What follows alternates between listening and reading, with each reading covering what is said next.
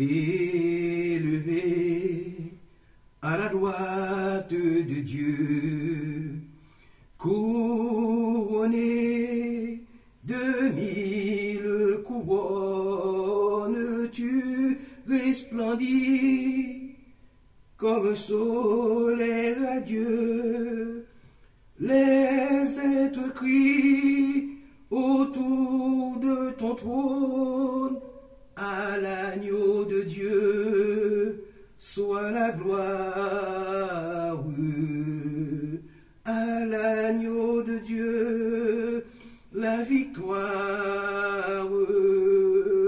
À l'agneau de Dieu soit le règne pour tous les siècles. Amen. L'Esprit Saint et l'épouse fidèle disent viens, c'est le cœur qui appelle. Viens, ô Jésus, toi l'époux bien-aimé, tous tes élus ne cherchent de chanter. À l'agneau de Dieu soit la gloire. À l'agneau de Dieu la victoire. À l'agneau de Dieu soit le règne pour tous les siècles. Amen. Tous les peuples et toutes les nations d'un seul cœur, avec des milliers d'anges, entonneront en l'honneur de ton nom ce chant de gloire avec force et louange. À l'agneau de Dieu soit la gloire. À l'agneau de Dieu la victoire.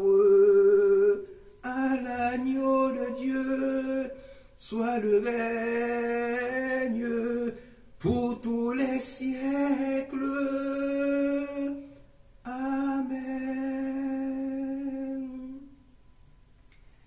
Au-dessus des puissances, au-dessus des rois, au-dessus de la nature et de la création, au-dessus de tout, les hommes des plans des hommes sages, bien avant le monde tu existais. Au-dessus des royaumes, au-dessus des trônes, au-dessus des merveilles que ce monde a connues, par-dessus tout les trésors de la terre, rien ne peut mesurer ta valeur. Crucifié, seul abandonné, tu as souffert, méprisé, rejeté, telle une rose, foulée par nos pieds. Tu m'as sauvé, tu m'as aimé par-dessus tout. Crucifié, seul abandonné, tu as souffert, méprisé, rejeté, telle une rose, foulée par nos pieds. Tu m'as sauvé, tu m'as aimé par-dessus tout, au-dessus des puissances, au-dessus des rois, au-dessus de la nature et de la création, au-dessus du tout, les plans des hommes sages. Bien avant le monde, tu existais. Au-dessus des royaumes, au-dessus des trônes, au-dessus des merveilles que ce monde a connues. Par-dessus tout, les trésors de la terre, rien ne peut mesurer ta valeur. Crucifié, seul abandonné, tu as souffert, méprisé, rejeté, telle une rose, foulée par nos pieds. Tu m'as sauvé, tu m'as aimé, par-dessus tout.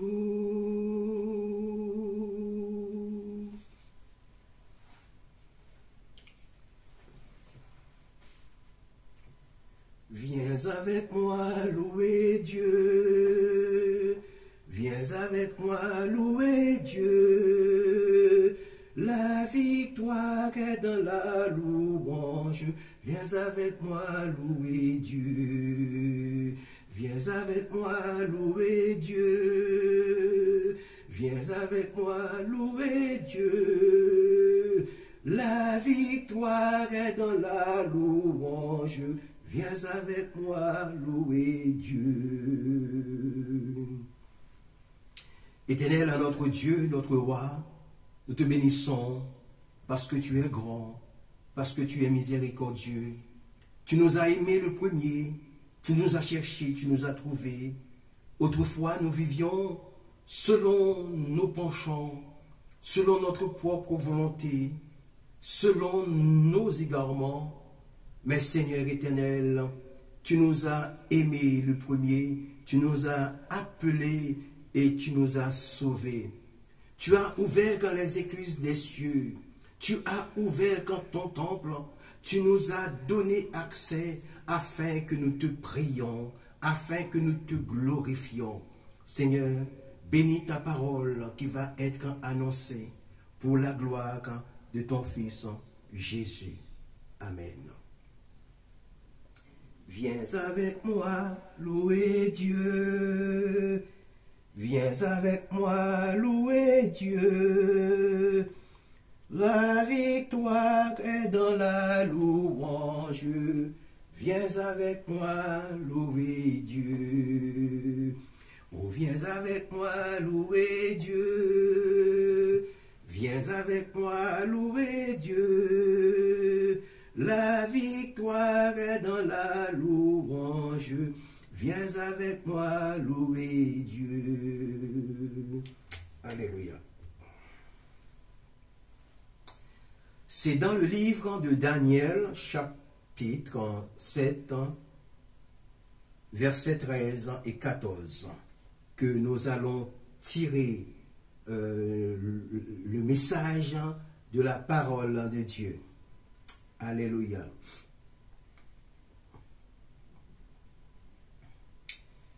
Je regardais pendant mes visions nocturnes, et voici sur les nuées des cieux arriva quelqu'un de semblable à un fils de l'homme. Il s'avança vers l'ancien des jours, et on le fit approcher de lui. Le verset 14, on lui donna la domination, la gloire et le règne, et tous les peuples, les nations et les hommes de toute langue le servirent. Sa domination est une domination éternelle qui ne passera point, et son règne ne sera jamais détruit. Amen. Seigneur, qu'on veuille bénir quand cette parole pour la gloire de ton Fils en Jésus. Amen. Nous allons parler au sujet du Fils de l'homme, selon l'Ancien Testament et le Nouveau. Présentation du Fils de l'homme. Le Fils de l'homme, dans Daniel chapitre 7, verset 38,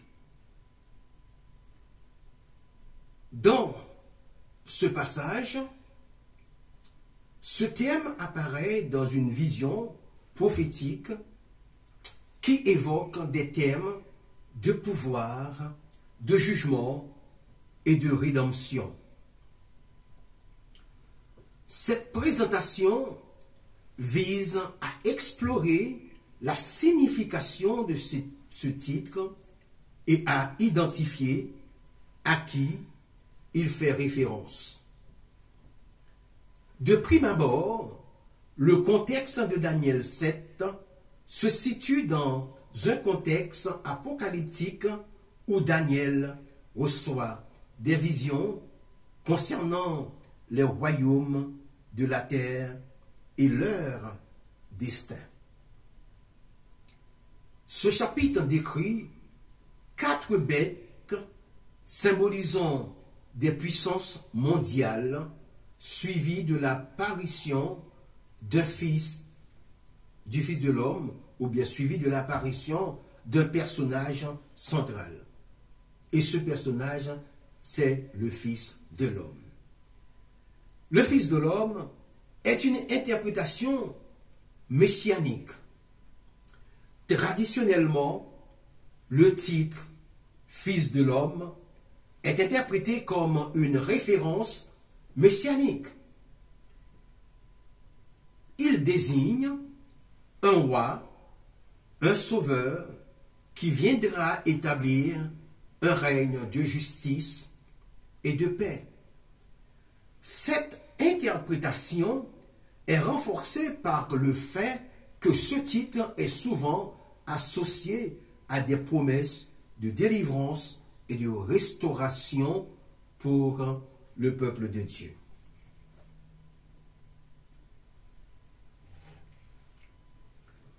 Ce titre, je parle du Fils de l'homme, est le symbolisme de l'humanité.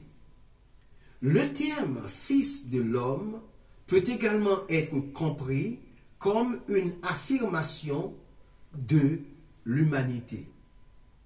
En utilisant cette expression, le texte souligne l'identité humaine de celui qui est appelé à juger les nations. Cela renforce l'idée que le jugement divin sera exercé par un être qui partage la condition humaine. Son autorité divine, dans Daniel chapitre 7, verset 14, il est mentionné que le Fils de l'homme reçoit une autorité, une gloire et un royaume. Cela indique que, bien qu'il soit humain, il est également investi d'une autorité divine, ce qui le place dans une position unique pour exercer le jugement. Maintenant, voyons les références au Fils de l'homme. Le Fils de l'homme est souvent associé à Jésus-Christ dans le Nouveau Testament. Jésus utilise fréquemment ce titre pour se désigner lui-même, ce qui établit un lien direct entre les prophéties de Daniel et son ministère. Cette auto-identification souligne son rôle en tant que Messie et Sauveur, accomplissant ainsi la promesse faite dans l'Ancien Testament. En effet, le titre « Fils de l'homme » dans Daniel chapitre 7 verset 8 revêt une importance significative tant sur le plan théologique que messianique. Il évoque un personnage qui incarne à la fois l'humanité et l'autorité divine, destiné à juger les puissances du monde et à établir un règne de justice. Cette expression, tout en étant ancrée dans le contexte de l'Ancien Testament, trouve son écho dans le Nouveau Testament à travers la figure de Jésus-Christ, renforçant ainsi son importance dans la tradition chrétienne. Cette explication du titre « Fils de l'homme » ouvre la voie à des réflexions plus profondes sur la nature du jugement divin et le rôle du Messie dans l'histoire du salut. Le titre « Fils de l'homme » dans Daniel chapitre 7 verset 13,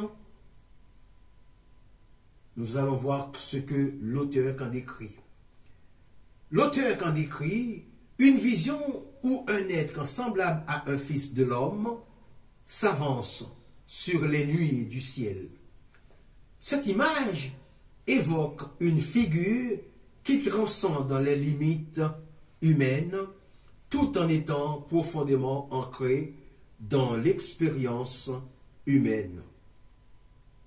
Il est essentiel de considérer le contexte historique et théologique de ce titre. Alléluia. Dans la tradition juive, l'expression « fils de l'homme » peut être interprétée de plusieurs manières. D'une part, elle peut désigner l'humanité dans son ensemble, soulignant la condition humaine et la fragilité de l'homme face aux puissances du monde. D'autre part, elle est souvent associée à une figure messianique, un roi, un sauveur qui viendrait établir un règne de justice et de paix.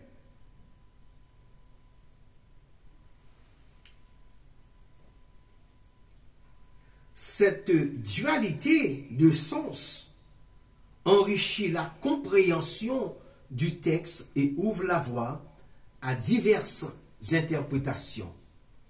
En analysant le passage, on peut observer que le Fils de l'homme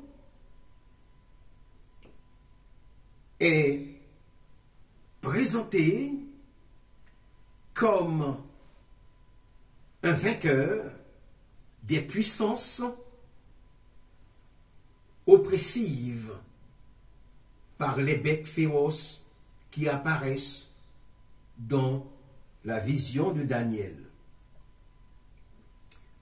Cette victoire est d'une importance capitale car elle représente l'espoir d'un renouveau et d'une restauration divine.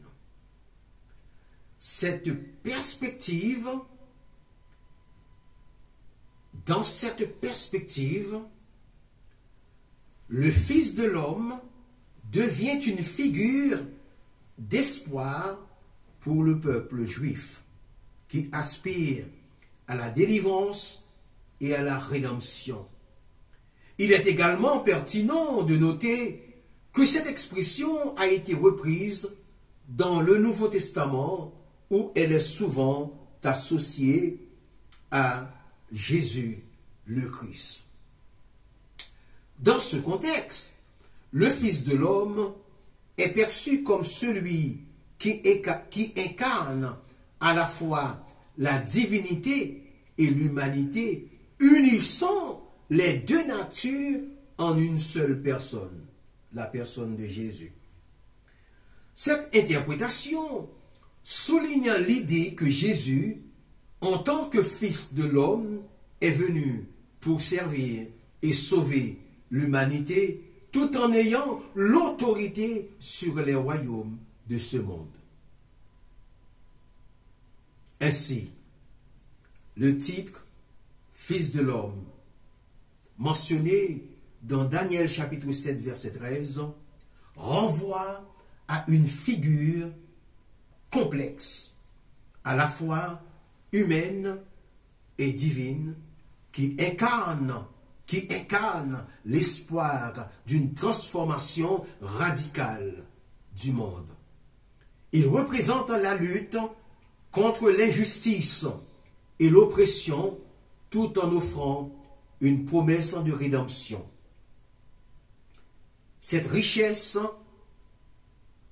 de signification invite à une réflexion continue sur la nature de l'humanité et le rôle du divin dans l'histoire humaine.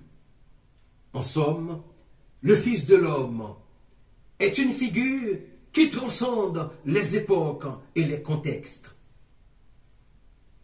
résonnant à travers les siècles comme un symbole d'espoir et de victoire sur les forces du mal. Cette exploration du titre nous amène à considérer non seulement son impact théologique, mais aussi son importance dans la quête humaine de sens et de justice.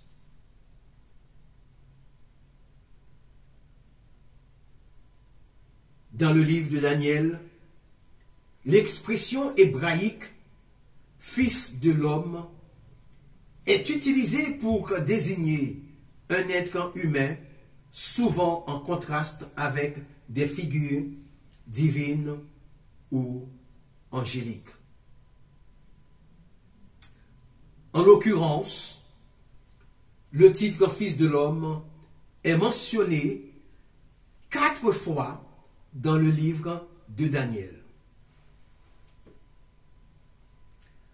Dans son contexte, ces références se trouvent principalement dans le chapitre 7 où le Fils de l'homme est présenté comme une figure eschatologique, recevant un royaume éternel de la part de Dieu lui-même. En ce qui concerne son interprétation, cette expression a été interprétée de diverses manières, tant dans le judaïsme que dans le christianisme, souvent associés à des thèmes de rédemption et de jugement. En somme, le titre de Fils de l'homme dans le livre de Daniel revêt une importance théologique significative, tant pour la compréhension des textes sacrés que pour les croyances religieuses qui en découlent.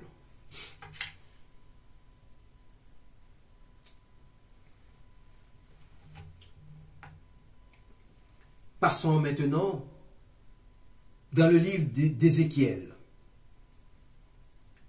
L'expression « Fils de l'homme » dans ce livre est utilisée de manière récurrente, soulignant l'importance dans le contexte prophétique. En effet, il est rapporté que le terme apparaît, alors, Fils de l'homme, que le terme Fils de l'homme apparaît plusieurs fois, soit 85 fois voire même 93 dans ce livre, et j'en passe. Pour ne pas faire violence à l'exactitude de cette mention, je me garde d'en citer le nombre exact. Cette fréquence d'utilisation n'est pas anodine, car elle reflète à la fois la relation entre le prophète et Dieu, ainsi que le rôle d'Ézéchiel en tant que messager divin. L'appellation fils de l'homme peut être interprétée de plusieurs manières. D'une part, elle souligne l'humanité d'Ézéchiel, le plaçant dans une position de vulnérabilité et de proximité avec le peuple qu'il est appelé à guider. D'autre part, elle peut également être perçue comme une manière de rappeler à Ézéchiel sa mission divine, lui conférant une autorité spirituelle tout en le maintenant ancré dans sa condition humaine. Cette dualité est essentielle pour comprendre la portée de son message et la manière dont il est perçu par ses contemporains. Je parle des contemporains d'Ézéchiel, le prophète Ézéchiel. En analysant le texte, on peut observer que chaque mention de cette expression est souvent accompagnée d'instructions ou de révélations divines. Cela crée un lien direct entre l'identité d'Ézéchiel en tant que fils de l'homme et les messages qu'il doit transmettre, bien évidemment. Ainsi, le lecteur est amené à réfléchir sur la nature de la communication divine et sur la manière dont un être humain peut être choisi pour porter des vérités spirituelles et profondes. Alléluia. Il est également intéressant de noter que cette expression n'est pas exclusive à Ézéchiel. Elle apparaît dans d'autres contextes bibliques, notamment dans le Nouveau Testament, où elle est associée à Jésus le Christ. Alléluia. Que ton nom, Seigneur, soit exalté cet après-midi. Et cela ouvre la voie à des réflexions sur la continuité des thèmes bibliques et sur la manière dont l'identité humaine est liée à la mission divine à travers les âges. En somme, la mention répétée de Fils de l'homme dans le livre d'Ézéchiel est un élément central qui mérite une attention particulière. Elle illustre non seulement la complexité de la relation entre le prophète et Dieu, mais aussi la manière dont cette relation est perçue par le peuple. Cette exploration des thèmes de l'humanité et de la divinité nous invite à une réflexion plus large sur le rôle des messagers dans la tradition religieuse et sur la manière dont leur message résonne à travers le temps.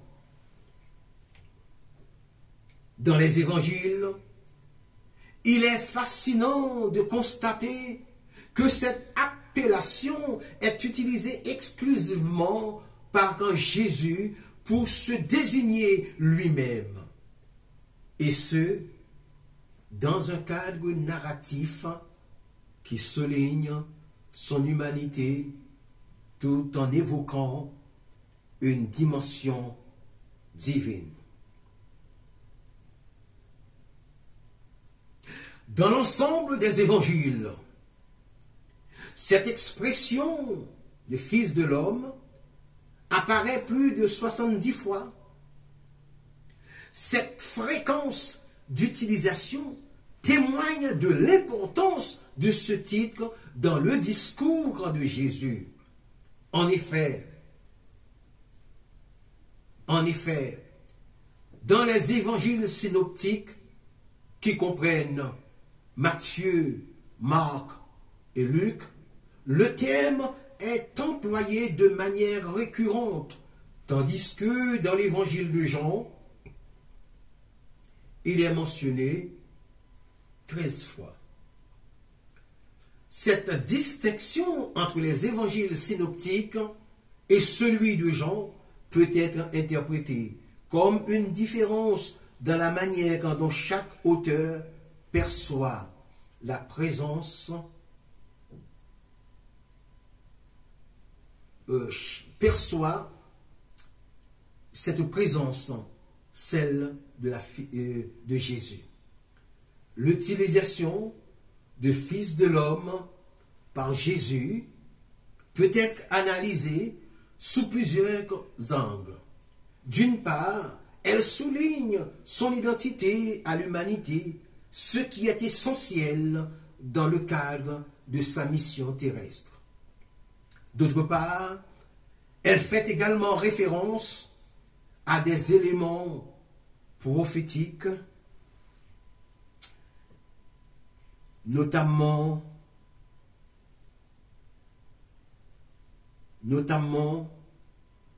ceux du livre de Daniel,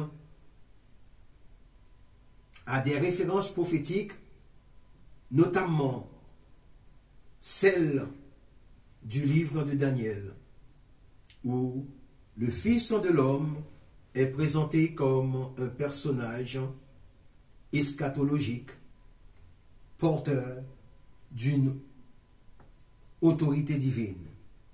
Ainsi, cette dualité de la signification du titre enrichit la compréhension de la personnalité de Jésus et dans son rôle dans le salut.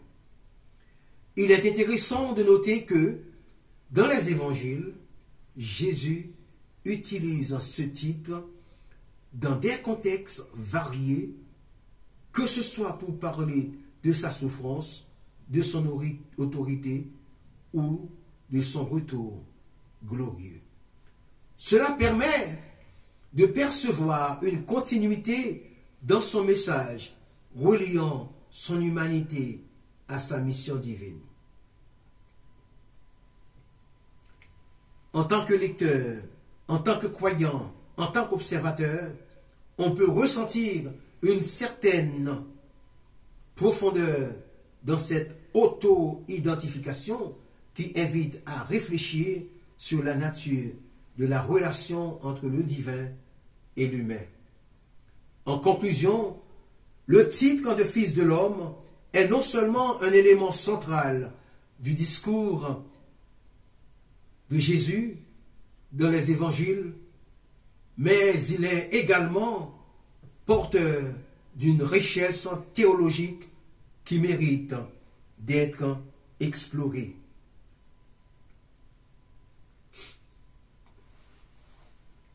La manière dont ce titre est utilisé et le contexte dans lequel il apparaît offrent une perspective captivante sur la compréhension de la personne de Jésus et de son message. Cela soulève également des questions sur la manière dont les croyants et les chercheurs interprètent cette expression dans le cadre de leur foi et de leur compréhension des Écritures.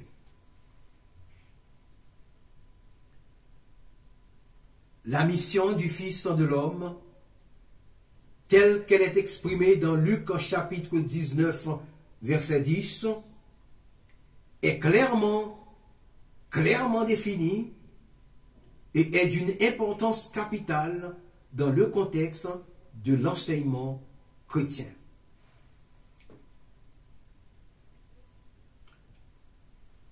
Ce verset déclare que le Fils de l'homme est venu chercher et sauver ceux qui étaient perdus. Le Fils de l'homme est venu chercher et sauver ceux qui étaient perdus. Alléluia.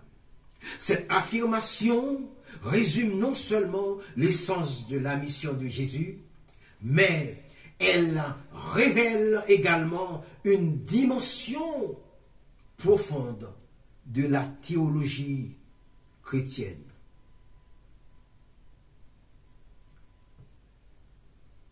Dans un premier temps, il convient de considérer le thème « Fils de l'homme ». Cette expression qui apparaît fréquemment dans les évangiles souligne l'humanité de Jésus tout en évoquant son autorité divine. En se désignant ainsi, Jésus établit un lien avec l'humanité, affirmant son rôle de sauveur accessible à tous. Cela suggère que sa mission n'est pas réservée à un groupe particulier, mais s'étend à l'ensemble de l'humanité, y compris ceux qui sont marginalisés ou considérés comme perdus. L'idée de chercher et sauver implique une action dynamique. Cela ne se limite pas à une simple proclamation de salut, mais engage une démarche active de recherche. Jésus, en tant que Fils de l'homme, ne se contente pas d'attendre que les âmes perdues viennent à lui, il va, au contraire, à leur rencontre. Ce mouvement vers l'autre est fondamental dans le message évangélique. Il souligne l'initiative divine dans le processus de rédemption, où Dieu prend l'initiative de restaurer la relation avec l'humanité. Alléluia, et j'en passe.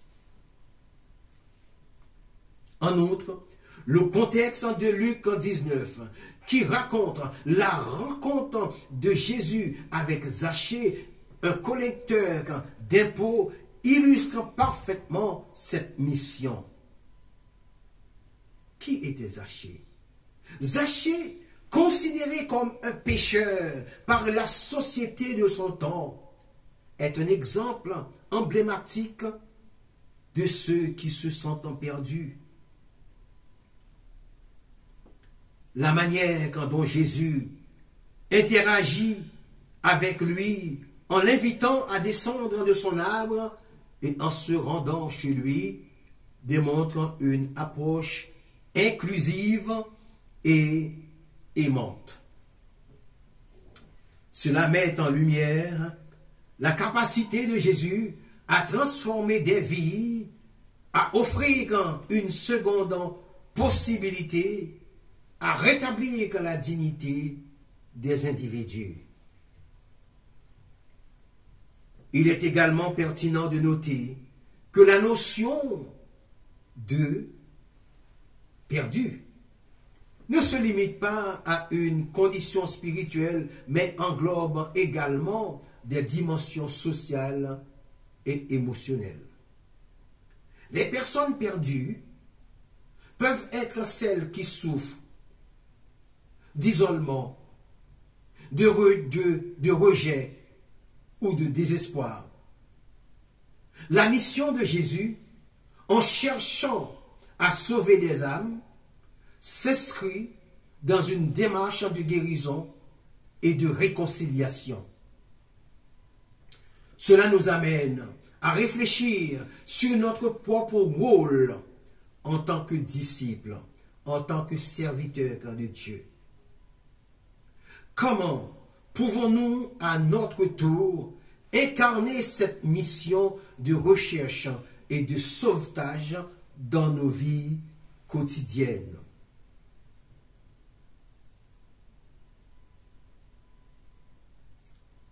En effet, la mission du Fils de l'homme, telle que décrite dans Luc 19, verset 10, est une invitation à reconnaître la valeur de chaque individu, à tendre la main à ceux qui sont perdus, à participer activement à la relation ou à la restauration des relations. Cette mission, qui allie compassion et action, demeure un appel intemporel pour tous ceux qui aspirent à suivre l'exemple de notre Seigneur Jésus. En réfléchissant à cette mission, il est essentiel de se demander comment nous pouvons, à notre tour, contribuer à cette œuvre de salut dans notre monde contemporain. Un jour, dans le temple, on lui remit le livre du prophète Ésaïe. Dans le passage de Luc, chapitre 4, versets 17 et 18. L'évangéliste relate un moment significatif de la vie de Jésus où il se présente comme l'accomplissement des prophéties. La lecture du texte qui se trouve dans le livre du prophète Ésaïe est très riche spirituellement parlant, car le texte parle de Jésus. C'est Ésaïe 61. En effet, en le lisant, Jésus déclare que l'Esprit du Seigneur repose sur lui, ce qui souligne son rôle messianique et son autorité divine. Il est intéressant de noter que cette déclaration ne se limite pas à une simple affirmation de pouvoir. Elle établit un lien profond entre Jésus et la mission qu'il s'apprête à accomplir. En affirmant que l'Esprit du Seigneur est sur lui. Jésus se positionne comme le porteur d'une bonne nouvelle pour les pauvres, de la guérison pour les cœurs brisés, de la liberté pour les captifs et de la proclamation d'une année de grâce. Cette énumération des actions à venir révèle une vision d'espoir et de rédemption qui résonne encore aujourd'hui. La proclamation d'une année de grâce par Jésus, telle qu'elle est rapportée dans les Écritures, revêt une signification profonde et complexe.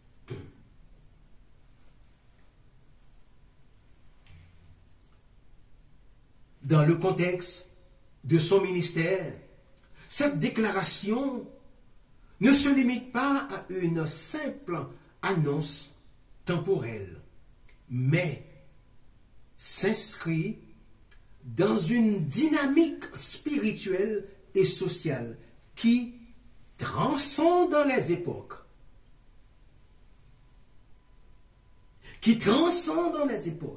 Alléluia. En tant qu'observateur, il est fascinant de constater comment cette proclamation, ancrée dans la tradition juive, du jubilé, est réinterprétée par Jésus pour en faire un message universel de rédemption et de libération. Alléluia.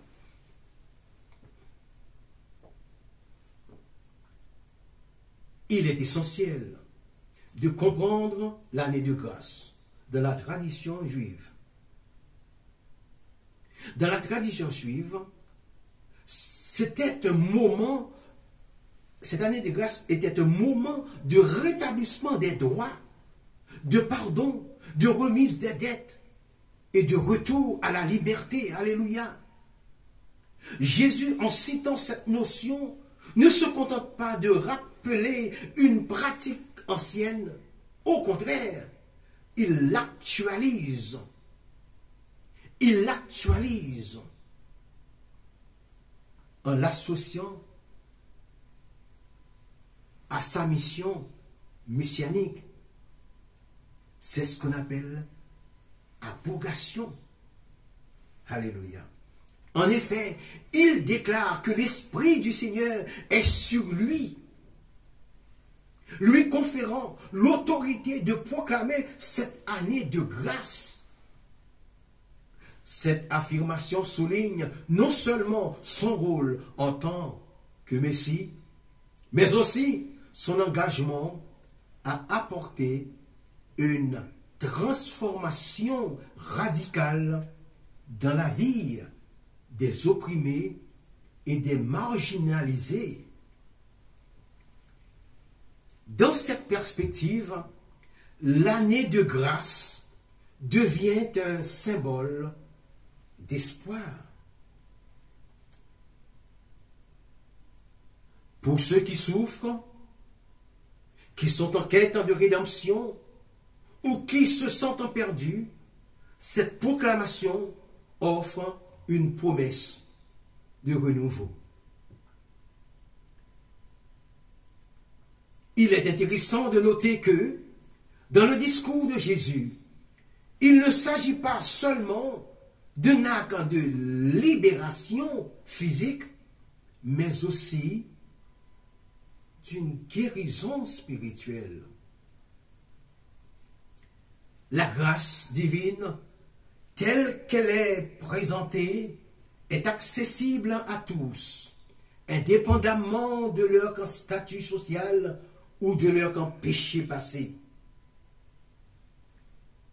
Cela soulève des questions sur la nature de la grâce elle-même.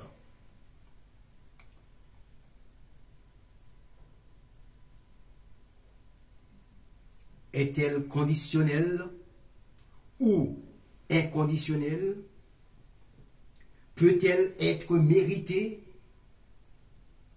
ou est-elle un don pur? En réfléchissant à cette proclamation, il est également pertinent d'examiner son impact sur la communauté. L'idée d'une année de grâce implique une responsabilité collective. Les membres de la société sont appelés à participer à ce processus de rétablissement, à faire preuve de compassion et à soutenir ceux qui sont dans le besoin. Cela suggère une vision d'une communauté unie où chacun joue un rôle dans la création d'un environnement de soutien et de solidarité. Ainsi, la proclamation d'une année de grâce par Jésus ne se limite pas à un événement isolé dans le temps, loin de là. Elle s'inscrit dans un mouvement plus large de transmission sociale et spirituelle. En tant qu'individus, nous sommes invités à réfléchir sur la manière dont cette notion de grâce peut s'appliquer à nos vies contemporaines. Comment pouvons-nous, à notre tour, être des agents de grâce dans notre société? Comment pouvons-nous contribuer à un monde où la libération et le pardon sont des réalités vécues? En somme, la proclamation d'une année de grâce par Jésus est une invitation à la réflexion et à l'action. Elle nous rappelle que la grâce, loin d'être un concept abstrait, est une force vivante qui peut transformer des vies et des communautés. En embrassant cette idée, nous pouvons espérer conduire un monde ou construire un avenir où la compassion et la rédemption sont au cœur de nos interactions humaines. D'un point de vue analytique, il est pertinent de considérer l'impact de cette proclamation sur l'auditoire de Jésus.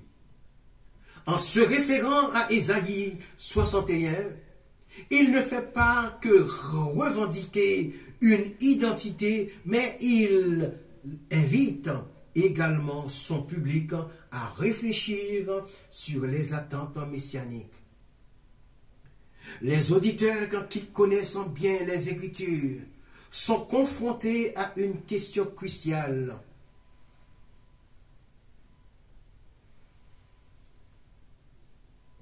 Comment réagir à cette affirmation audacieuse? La tension entre l'attente d'un Messie conquérant et la réalité d'un Sauveur souffrant est palpable.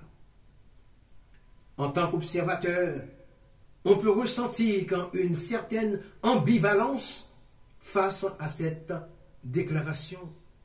D'une part, il y a une promesse de libération et de guérison qui est profondément réconfortante. D'autre part, il y a une invitation à la responsabilité. En effet, si l'Esprit du Seigneur est sur Jésus, cela implique également que ceux qui le suivent, vous et moi, sommes appelés à vivre selon cet esprit. Cela soulève des questions sur la manière dont les croyants peuvent incarner ces valeurs dans leur propre vie. Ainsi, le passage de Luc 4, verset 17, nous invite à une réflexion profonde sur la nature de la mission de Jésus et sur la manière dont cette mission continue d'influencer les vies aujourd'hui. En intégrant à la fois une perspective personnelle et une analyse des implications théologiques, on peut apprécier la richesse de ce texte et son appel à l'action, non pas à l'inaction, son appel à l'action. La proclamation de Jésus résonne comme un défi et une promesse incitant chacun à s'engager dans une quête de justice, de guérison et de liberté. Le passage de l'évangile de Luc où Jésus lit dans le livre d'Ésaïe présente un moment fascinant d'interprétation scripturaire.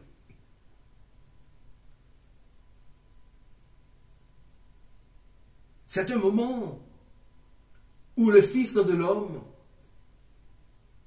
comme Jésus est appelé dans les évangiles, s'engage activement avec le texte, choisissant de s'arrêter à un point précis.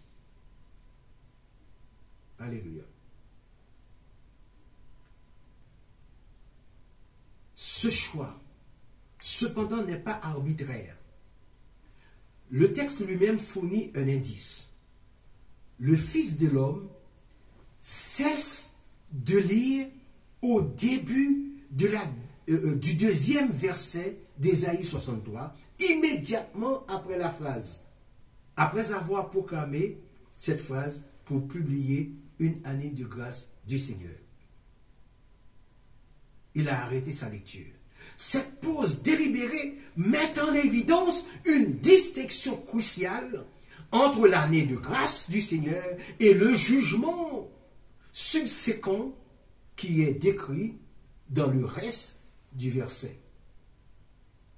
Il convient de noter que le passage d'Ésaïe parle d'un temps de vengeance sur nos ennemis et de consolation pour ceux qui pleurent. Cette dualité, la juxtaposition de la grâce et du jugement, est au cœur du passage. Le Fils de l'homme, dans sa lecture, semble reconnaître cette dualité, reconnaissant que la période de grâce n'est pas un état permanent. Elle est suivie d'un temps de jugement.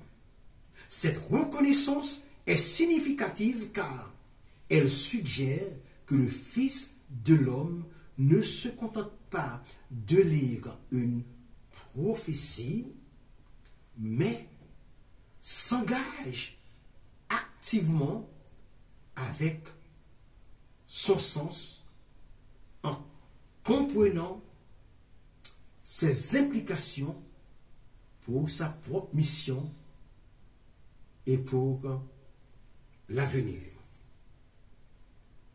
Attention, soyez attentifs.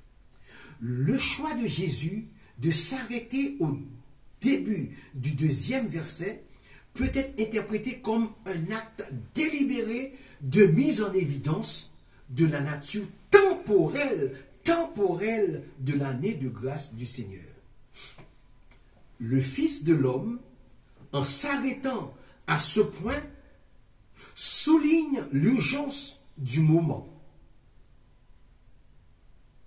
la nécessité d'embrasser l'opportunité de la grâce avant que le jugement inévitable n'arrive.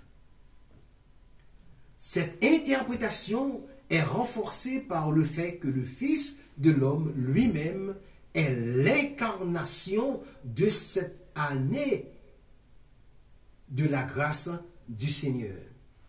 Sa vie, sa mort et sa résurrection étant l'acte ultime de grâce.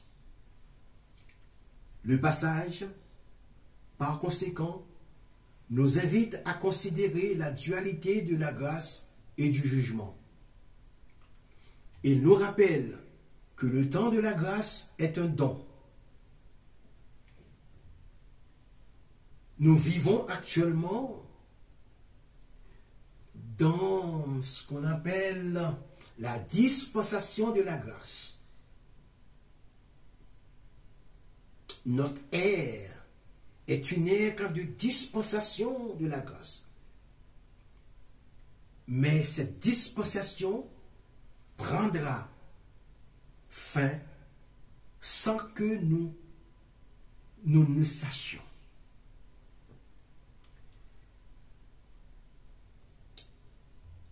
Cette période de jugement nous rappelle que le temps de la grâce est un don précieux, opportunité de nous détourner de nos péchés et de chercher le pardon. Mais il sert également d'avertissement.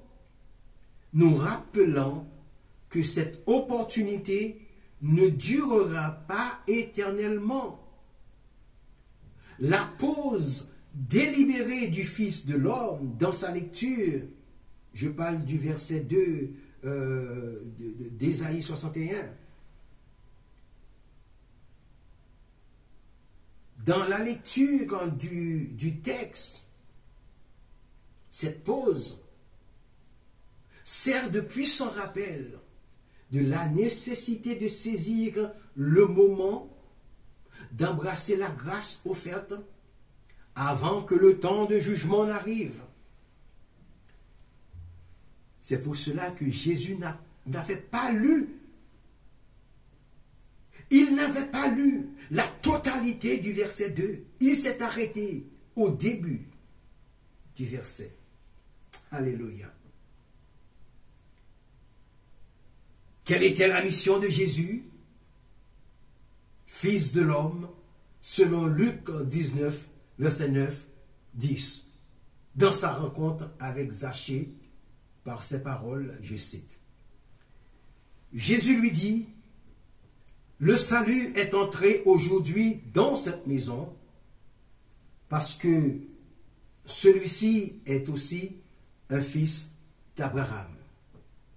Car le Fils de l'homme est venu chercher et sauver ceux qui étaient perdus. » Les paroles de Jésus à Zachée, le salut est arrivé aujourd'hui dans cette maison parce que cet homme aussi est un fils d'Abraham. Car le Fils de l'homme est venu chercher et sauver ceux qui étaient perdus, résume un message profond sur l'universalité de l'amour de Dieu et le pouvoir transformateur de la foi. Cette rencontre, rapportée dans l'évangile de Luc, révèle un moment crucial dans la vie de Zachée. Qui était-il, ce Zachée? Un riche percepteur d'impôts qui, en raison de sa profession, était considéré comme un pécheur par beaucoup de gens.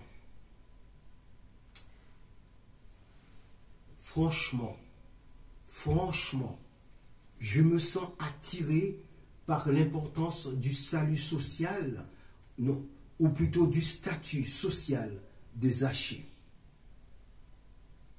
C'était un homme riche et influent, mais il était ostracisé par sa communauté. Cela témoigne du désir humain inhérent d'être accepté et d'appartenir. Un désir qui transcende les frontières sociales.